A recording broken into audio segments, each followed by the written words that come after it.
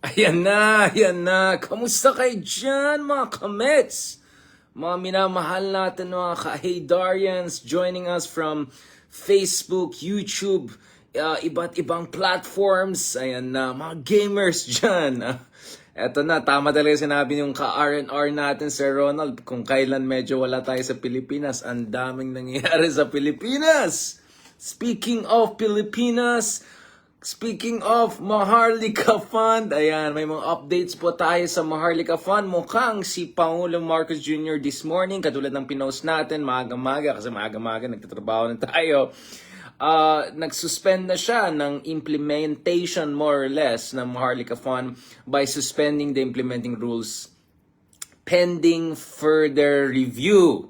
So, of course, yung initial reaction dito is like, yeah, mukhang at least, mukhang the popular pressure work. Remember, just a few days ago, we were discussing that kung tuloy-tuloy itong Maharlika Sovereign Wealth Fund in its current format, that's gonna put a lot of pressure dun sa capital and reserve requirements ng mga Land Bank of the Philippines at mga iba't ibang institusyon na in charge of giving affordable loans dun sa ating mga magsasaka. I mean, remember, President Marcos Jr. came to power promising, among others, yung affordable na bilihin, maging 20 pesos na lang yung bigas or whatever.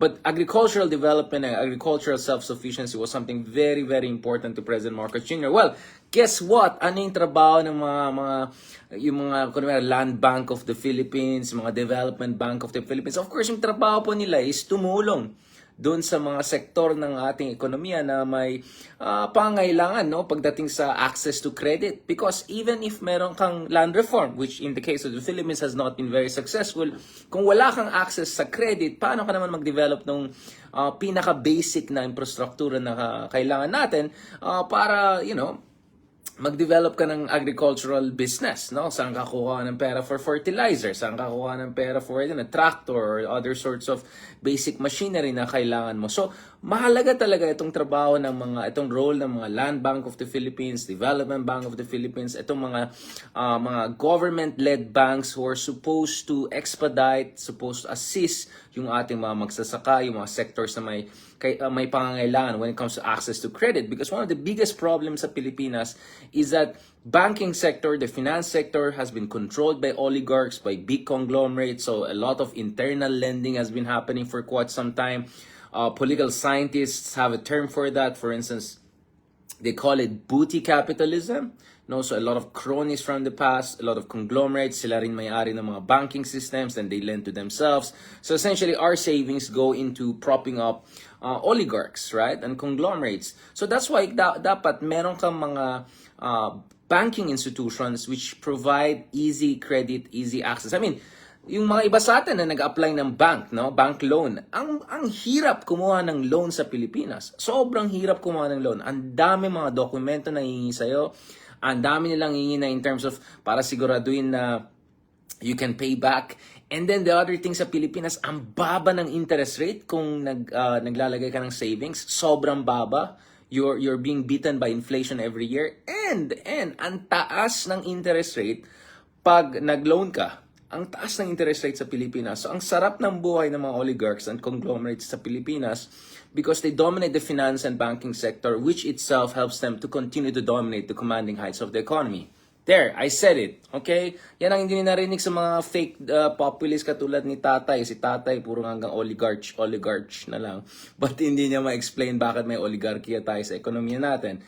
Not to mention, hindi namin i-mention, yung other oligarchy, which is yung mga trapos and political dynasties and warlords. Guess why he wouldn't say that? But anyways, going back to this mga kamets.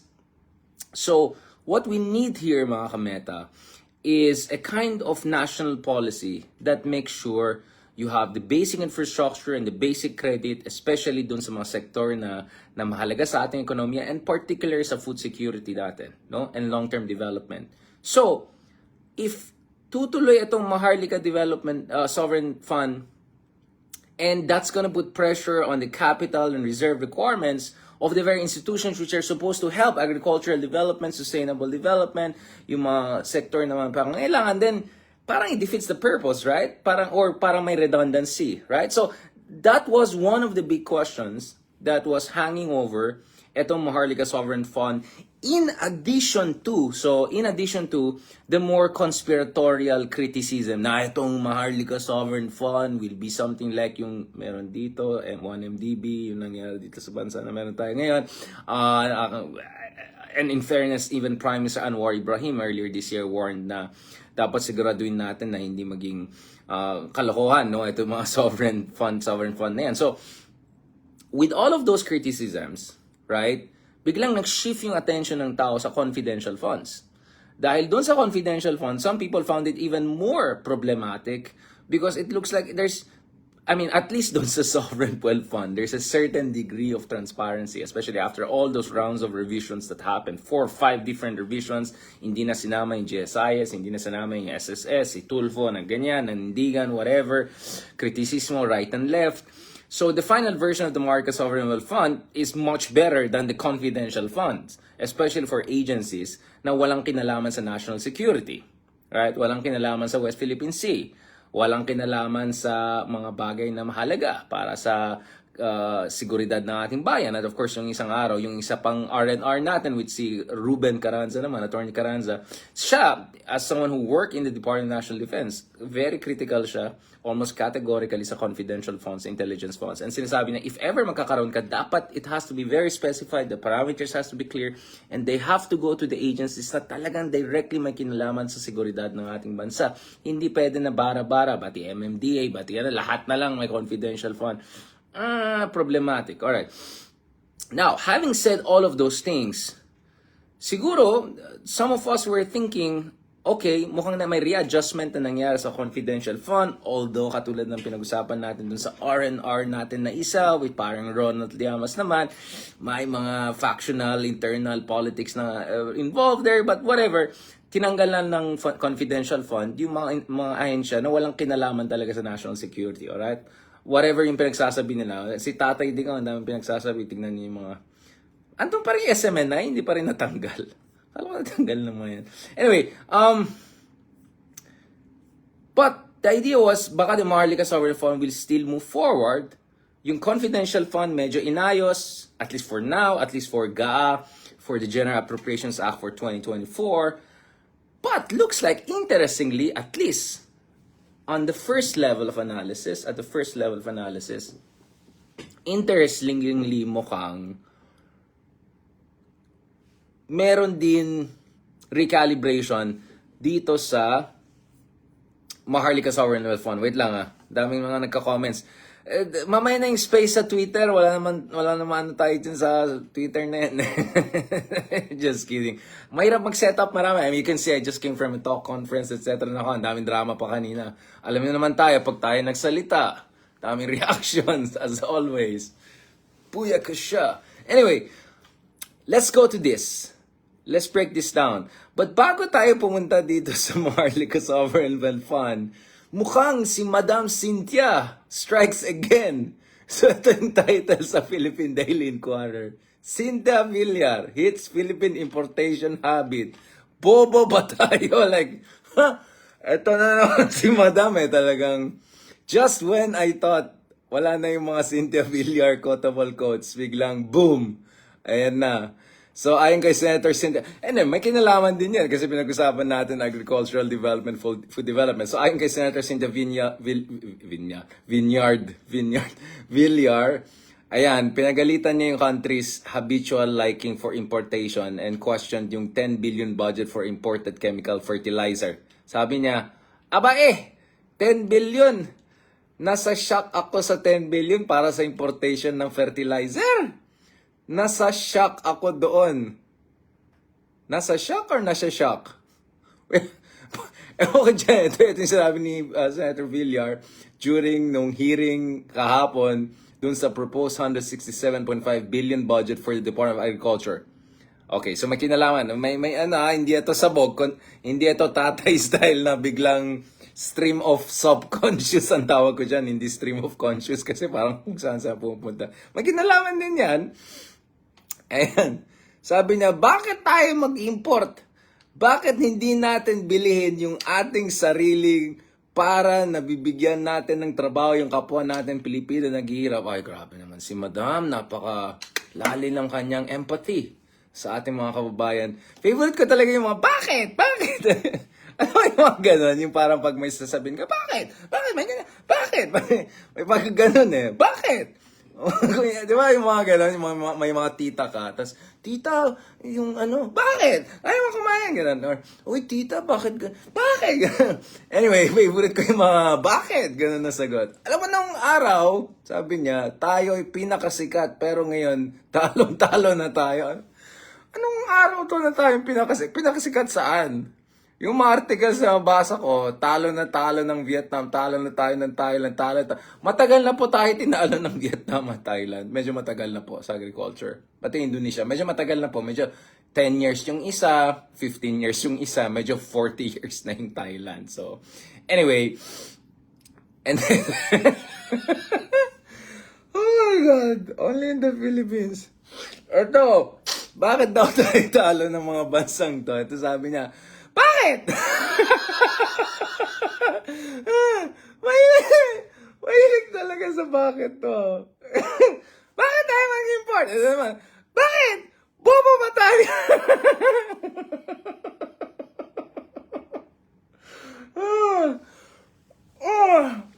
Ay nako, talagang walang katapusan itong Senado natin, no? Sabi niya, bakit? Bobo ba tayo? Natatalunan tayo lahat, ha? Umahilig lang tayo mag-import kaya hindi natin nadidevelop ng ating sarili. Ay, tama naman po si Madam. Tama naman po si Madam. Kaso, ang hindi ko nakikita dito sa kanyang mga discussion is, kumbaga ang sagot ko ay ganito, bakit? Meron ba tayong industrial and trade policy, di ba? Yun nga, talong-talo tayo sa ibang bansa dahil wala tayong industrial policy, wala tayong state-sponsored mechanisms para yung mga oligarchs at conglomerates natin, hindi na lang purong land grab, sorry. Delete. I misspoke. Para hindi yung mga oligarchs natin nag-real estate development, cutting-edge, environmentally friendly development. Yan, okay. Para yung ano natin, hindi lang puro mga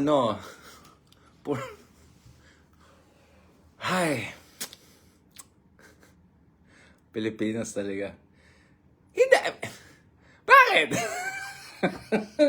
Bakit? Kasi wala nga tayong strategiya, wala tayong national strategy sa semiconductor development. Dito sa Malaysia, meron na naman silang strategy ngayon para ibalik yung mga high-end semiconductor industries. Sa Vietnam, meron silang hindi lang national industrial strategy para mag-develop ng EV and manufacturing sector. Sa Vietnam, meron din sila very strong land reform, medyo land grabbing, medyo di na pwede, medyo ang Vietnam, maayos-ayos na yung agricultural sector, medyo maayos yung irrigation, medyo maayos yung ganon. Meron din silang agricultural industrial development policy at may trade policy. Rice tarification law. So, paano ka naman mag-develop rin ng sarili mong industriya kung import ka lang ng import or napakadali mag-import? So, tama naman yung tanong ni ma'am, no? Tama naman. Sabi niya, bakit? Bobo ba tayo? Bakit ano? Tama naman po si ma'am. Kaso, ang sagot na kailangan natin po dito is ipag-usapan itong industrial and trade policy. At yun po talagang, yun pong talagang ito po talagang kailangan natin ayusin. Hindi, this is just a general. So, bakit? Ganyan ka para ating mga sa Pilipinas talaga. So, in fairness, in all seriousness, I think the senator is raising good points. Yun lang. Hindi ko talaga, bakit kasi kailangan sabihin, bobo ba tayo? Pwede naman sabihin. Guys, you cannot blame me. Bakit? Yun nga, bakit wala tayong industrial policy? Bakit wala tayong agriculture development policy? Kasi nga, puro tayong oligarchy. Kasi nga, puro mga conglomerates. Kasi nga, mahina yung estado natin. Kasi nga, walang diskarte. Puro na lang Department of Pledges. O i-abolish na nila yung DTI, gawin na lang nilang Department of Pledges. Kasi purong pledge, Department of MOU, yung mga ganyan na lang. Then, joke lang. Medyo half joke. Okay, 25% joke. Anyway, parang confidential. Gets nyo. Mahabang usapan yan. Now, for those who are interested, medyo pinag-usapan namin ng masinsinan ni paring Leloy Claudio in not one but two different podcasts. So around 3 hours namin pinag-usapan itong industrial policy. You are also free to check some of my articles. I'll post that later on for the National sa Abu Dhabi, for Philippine Daily Inquirer. To a certain degree, I also touch on it in my Nikkei Asia op-ed in Tokyo. So, yung sa bakit, hindi bobo, pero medyo, yung policy natin, industrial policy natin, medyo papuntang, alright? So, I just find it amusing that yung mga, yung mga big businessmen natin sa Pilipinas, who happen also to be in politics, are asking these questions, but they also have to push the argument a bit further and talk about lack of industrial policy. Kasi naman, tingnan mo yung mga mayaman sa Pilipinas. Ano po bang na-invent nila? Ito ang tanong ko Yung mga billionaires po natin, anong ulit ang na-invent nila? Did they create a single world-class technology or manufacturing? You name me a single. Yung ibang oligarchies natin, ilang dekada, ilang centuries na. Andyan pa rin sila. Did they create a single VinFast like Vietnam? Did they create even like Proton lang like maliit? Wala talaga hanggang na lang alam niyo na. So, yan ang problema sa Pilipinas. Pero yun nga, hindi mo rin masisisi yung mga oligarchs sa Pilipinas. Yung estado may napakainat, walang ginagawa. Kaya, hindi naman bobo, pero hindi rin magaling. So, yun po yung problema natin.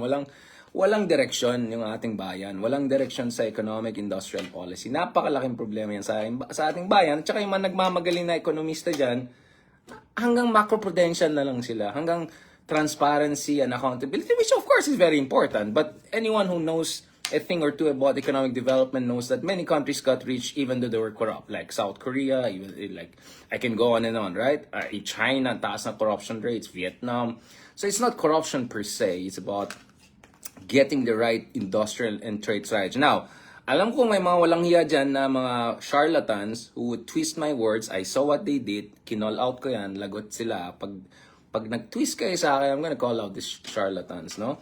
Itong mga Google Trends friends natin. I'm not saying corruption is okay. I'm saying corruption is bad. But even worse than corruption is not having industrial and trade policy.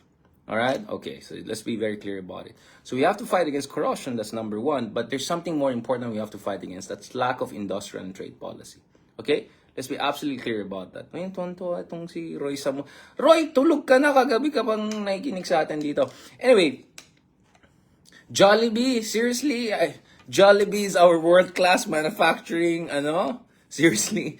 Hinebra, ano pa ba? San Miguel Beer? Come on, guys. Seriously. That's your standard of world-class technology and manufacturing.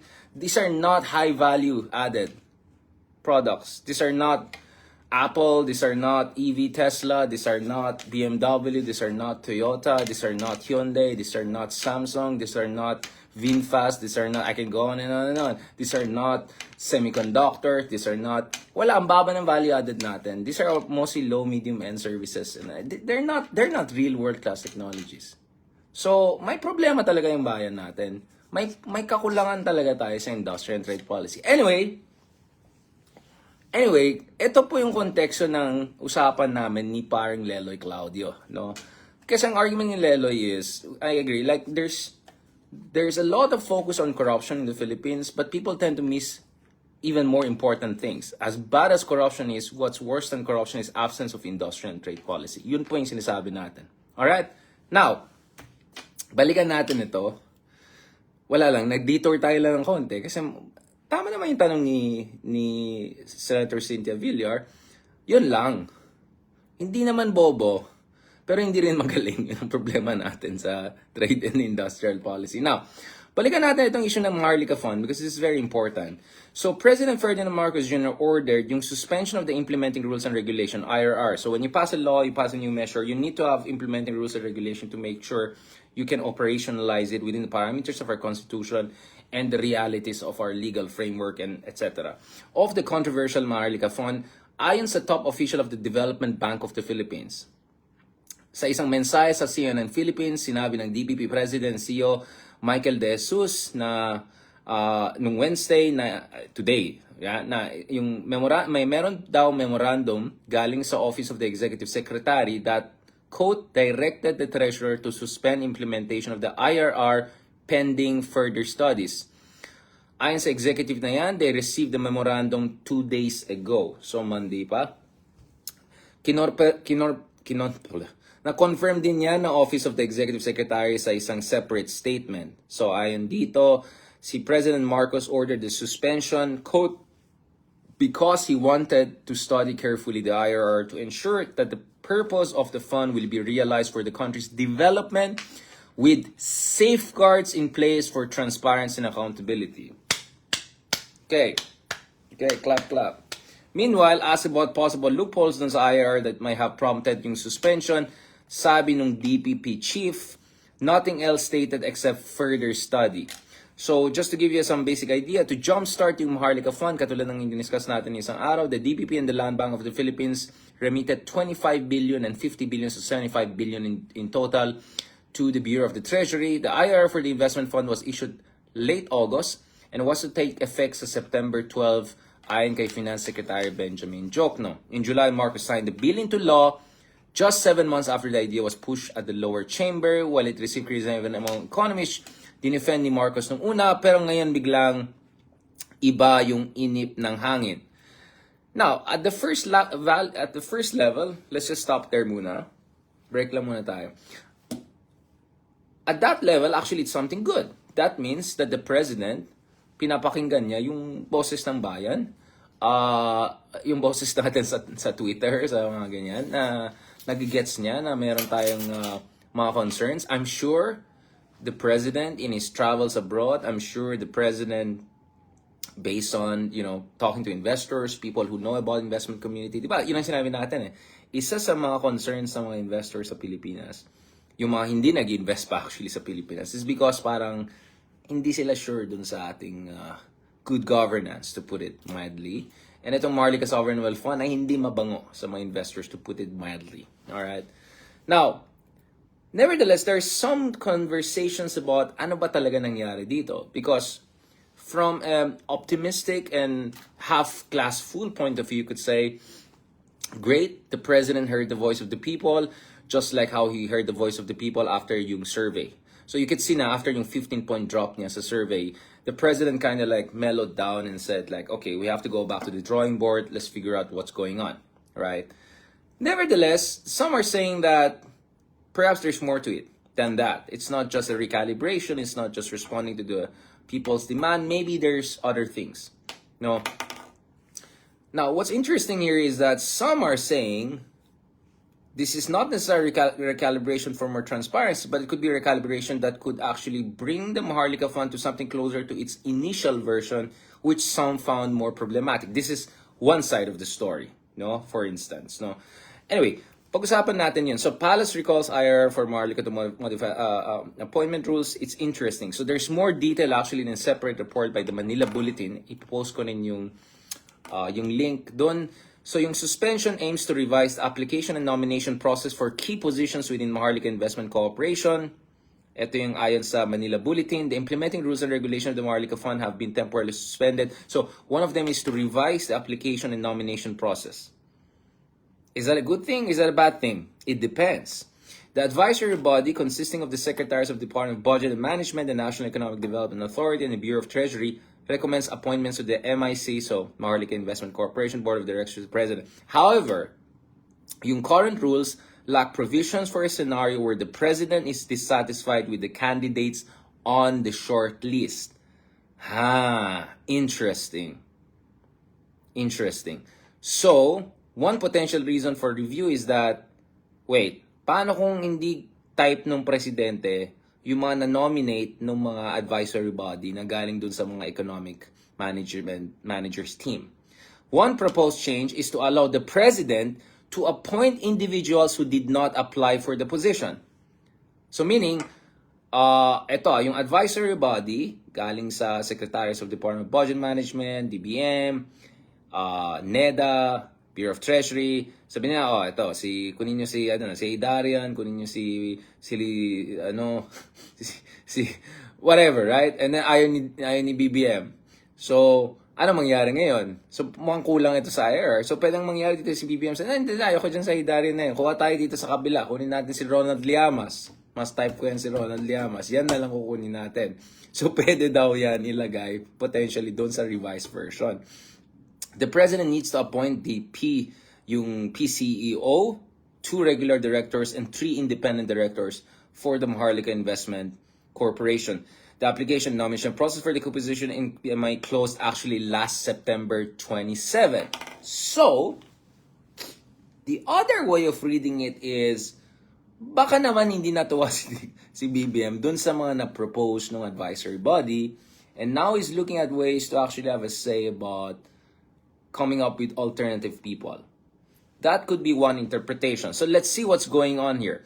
So at first reading, this looks like a corrective recalibration by the President in response dun sa mga nagreklamo, nagsabi na, ay, medyo malabo yan, kailangan ba natin? Or at least this is what the President seems to be signaling and what his office seems to be signaling. Because again, sinabi ng Presidente, ayon sa Executive Secretary's office, kailangan pag-aralan ng mabuti, masinsinan, itong IRR, implementing rules and regulations to ensure that the purpose of the fund will be realized for the country's development with safeguards in place for transparency and accountability. So ito yung position ng Office of the Executive Secretary. But some critics would say, but maybe that's not really the issue here. The issue here is baka hindi natuwa si Presidente dun sa mga na-recommend na advisory body, so he wants to have a say on who will be there, which in itself could raise new questions. But why does he want to have more say on that? Or why is he not potentially trusting yung mga na-propose na advisory body? Is it because hindi magandling? Or because he wants someone else na mas nagre-reflect ng kanyang preference? Which again, raises his own question. So, in short, wait lang tayo. So, if napansin nyo, nag-post ako na interesting. Kasi, ganito kasi. Yung glass half full is, I don't think this would have happened if walang yung backlash, if wala yung 15-point drop sa survey. Why would the Office of the Executive Secretary have to emphasize all of these things? Safeguards, transparency, accountability. Obviously, it's because of that. But at the same time, I'm saying that's the glass half full part, but there could be another angle to this that we need to have more details on before we make a final judgment. So yung mga syunga dyan, nagsabi, ito si Darian, masyadong naive ka na, like, get out of here. We're looking at all of the angles here. But for me, hindi siya mutually exclusive Hindi siya mutually exclusive. Pwede talagang gumana yung public pressure. But, this brings me to the next issue. Because, may mga nagsasabi, bakit? Bakit? Bakit? Ito. Yung iba nagsasabi, wag na yan! Tanggalin na yan! Para wala ng issue. Hindi na kailangan yan. So, House Deputy Minority Leader and ACT Teachers Party List Representative Franz Castro na na-interview din natin. Of course, sabi, in-urge na yung Presidente, tanggalin na yan. Tanggalin na yan. Na, ayon sa kanya, yung suspension na yan, parang nabuking na, quote, na-rush yan at may flaws talaga on so many levels. So, ang baso ng iba dyan is, binara-bara yan. So, parang nag-gets na ng Presidente, wag na pilitin yan. Dun naman sa Senado, yung Senate Minority Leader Coco Pimentel welcomed this as quote, very good development. Ayon sa kanya, the law has a lot of defects. The concept has not been fully studied from the very start. Hence, we should not wonder why apparently the law is not ready for implementation. Good that the Marcos administration appears to listen to reason. So, his reading is more like the glass half full. Yung iba is, wag na yan, tanggalin yan para wala nang issue, para matapos na. Will this affect yung petition filed? By the way, may petition din na file laban sa Maharlika Fund sa Philippine Supreme Court. Now, ayon sa Solicitor General Menado Guevara, this will depend if yung mga petitioners ay magdidesisyon to withdraw their appeal to declare the Maharlika Investment Fund unconstitutional. Kasi some are saying this is unconstitutional, no? That this goes beyond certain boundaries on safeguards, on yung allocation of state funds, etc. Kasi hindi naman pwede nang kuha ka ng fund. Remember yung DAP issue, diba? But if they don't, and the SC does not suspend the proceedings either, the OSGs will be prepared to submit comment on the validity of MIF law. So, ang position dito siguro na ang sinasabi dito ng gobyerno is, kung tuloy yung petition sa Supreme Court, di-defend pa rin namin yung MIF law. Even if, more or less, On ice siya ngayon. So in September, Pimentel and former Bayan Muna parties representing Nery Colmenares, Carlos Zarate, and Ferdinand Gaite brought their fight against the funders. This is like PDP Lapan, Digong, Alay, Pimentel, right? Interesting. Together with Bayan Muna party list. Interesting. Anyway, now actually, if you look at the Congressman Nery Colmenares, he has quite an interesting record because previously they took the JMSU, yung Joint Maritime Seismic Undertaking na negotiate yung panon ni Arroyo with China and Vietnam to Supreme Court. And just the other month, earlier this year, it was finally declared as unconstitutional. So quite successful actually record nila Nery Colmenares in challenging constitutionality of some of the presidential initiatives and prerogatives. Anyway, ang position ng Solicitor General is that they'll defend it if ever it comes down to it. But for now, mukhang my speculations na what's really going on here. So as I said, on one hand, is this a case of public pressure effectively working? As I always said, yes, my politica, my factionalism, whatever, but public pressure matters. Active citizenship matters. So that's one way of looking at it. But another side of me says, hintayin pa natin ito kasi meron pala anggulo ng appointment ng mga tao or baka there's a possibility na hindi nagustuhan ni Presidente yung nag-apply before the September 27 application. So that opens its own can of questions. So in short, welcome this as a good development, meaning public pressure works, but do not jump to the conclusions and be complacent. That's what I always say. Push for the best, but don't be complacent. Count your blessings and little victories, but don't stop there. Don't be cynical, but also don't be naive, right? So, ganun lang talaga. Kaya, but I don't know. I mean, honestly, if you ask me, I kind of feel good in general because given all the background dynamics, which I and all the R&R episodes we did, we discuss everything. Alright? So, yung mga nakikinig sa atin, alam natin lahat ng mga backgrounds. Diniscuss natin. But for me, in general, if walang public pressure, the way we saw over the past 6-7 months, kung walang public outcry, etc., I don't think these things would have happened. I think railroaded lahat yan, confidential fund, Maharlika fund, whatever. Kaya mahalaga talaga yung boses ng bayan. Mahalaga talaga yung active citizenship. Now, election time, disinformation is important, vote buying unfortunately is important, all sorts of kalokohan happen during elections. But just because elections did not create the best of leaders doesn't mean tapos ng usapan. You can still influence the flow of our governance, the conduct of our leaders, elected leaders, whether you like them or not, especially when you don't like them or they were not your preferred candidate.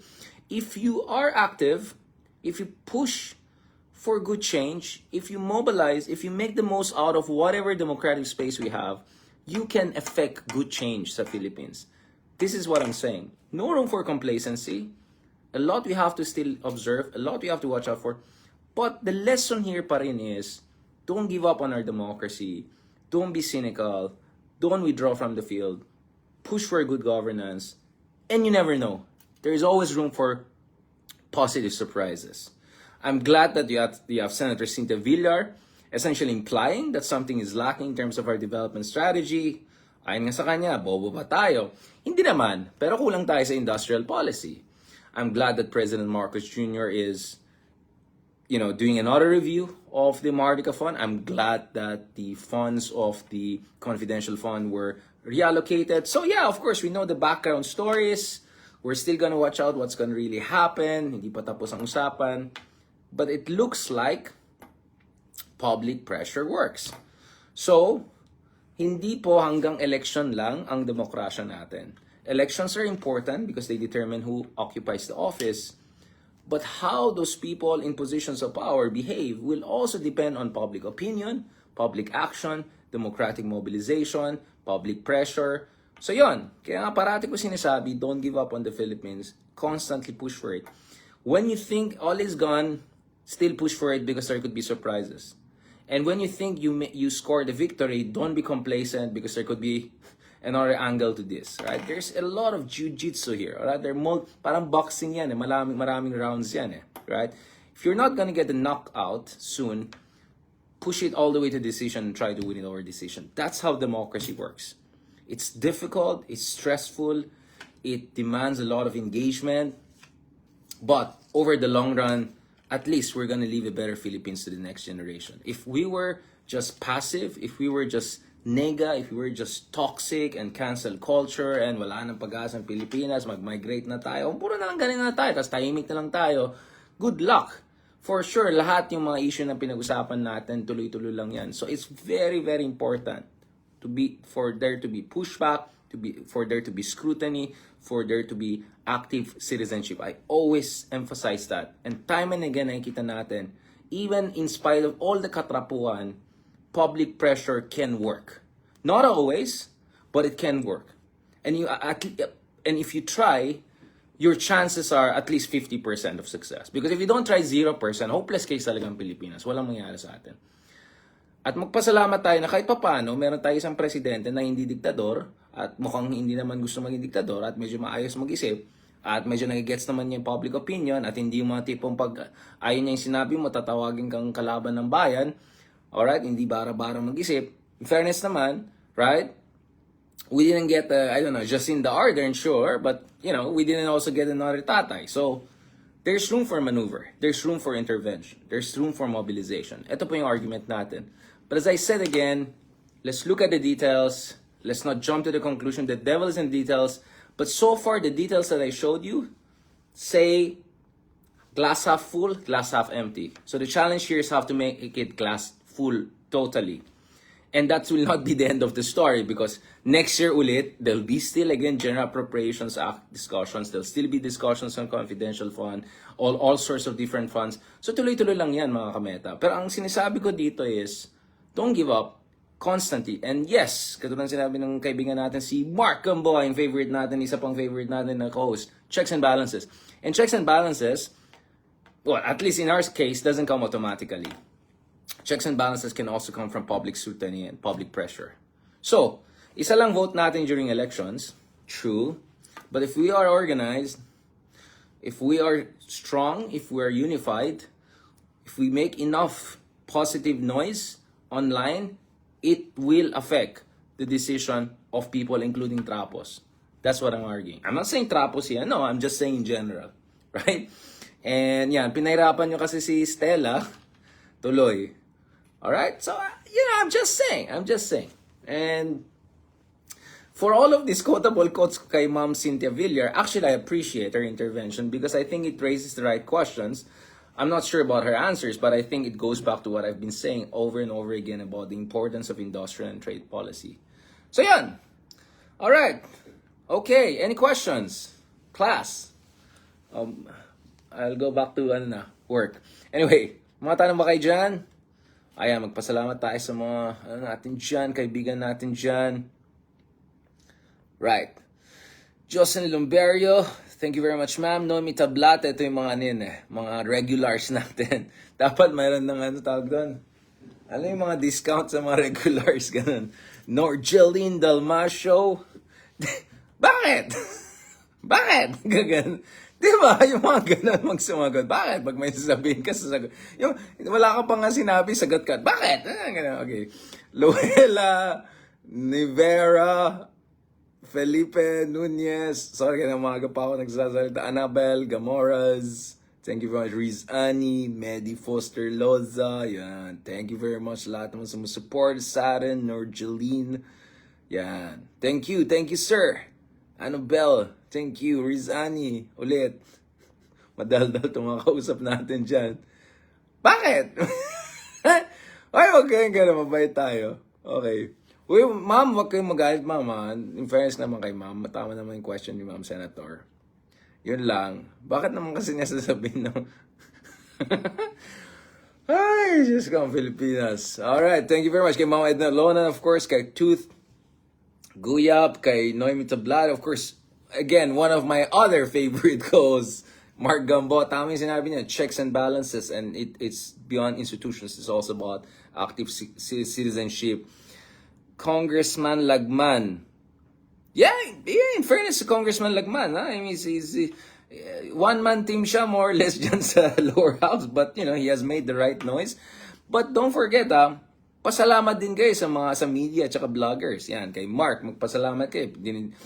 Magpasalamat din kayo sa media because when they're interviewed on media, that kahit mag-isa lang si Lagman, kasi yung ibang LP katulad ni Stella nandun na kabila, yung iba naman nandito na, it amplifies their voices. And Congressman Lagman is an excellent legal mind. He knows what he's talking about. He's very articulate. He's even a better writer, in my opinion. Medyo cold siya sa akin nung nag-meet kami ng isang month. Pero okay lang. At least mabait naman sila Christian Asguera sa akin. Alright. Anyway, tayo mga asaran. On that note, thank you very much. Maraming salamat and God bless and talk to you soon. Magpasalamat din ako dito sa kabila.